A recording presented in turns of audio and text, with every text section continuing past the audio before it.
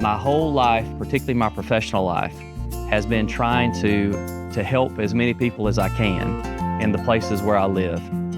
And part of that I see in my job with economic development, trying to help people with economic opportunities. But the water things that I do, even though at one point in my life it was what I did professionally, now it's what I do kind of as a volunteer, there's really nothing more important.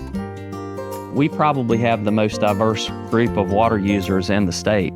We've got urban areas like Savannah. We have natural effects of water and water use, I think, more than any other part of the state. While our state is very diverse biologically, I think ours is probably the most diverse part of the state. We've got commercial fishing, we've got saltwater fishing, we've got industry that uses a lot of water. Also to mention agriculture. We've really only got one county in our council that has significant agricultural use. It's our county here, Bullitt County, but it's one of the top ag producing counties in the state of Georgia. So we've got all different types of uses in our council. So we've got more issues to deal with, I think, than any other council in the state.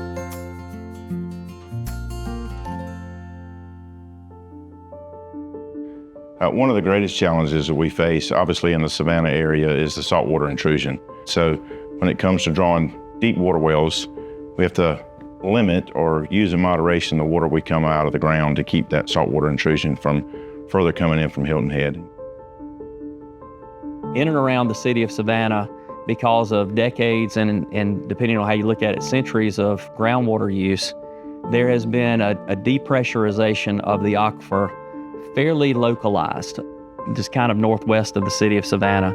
But this groundwater use at that location has affected the aquifer in such a way that the negative pressure or the pressure in the aquifer is actually drawing salt water primarily from the Atlantic Ocean through a thinner layer of the aquifer towards that cone.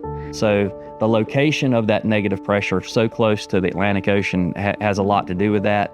But what we're all trying to do, and that's a long list, including the state of Georgia, the state of South Carolina, water users in and around the cone on both sides of the river.